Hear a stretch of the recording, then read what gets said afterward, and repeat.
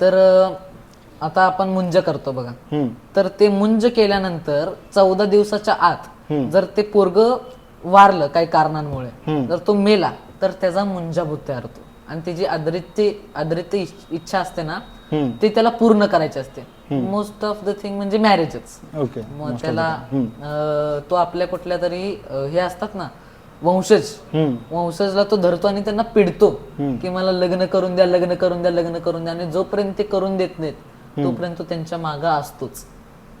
एक एकदा कोणी कोणी तर त्यांना बळी द्यायला लावतो किंवा ते स्वतःलाच मारण्यावरती मजबूर होतात. एवढं त्यांना टॉर्चर करतो मुंजा.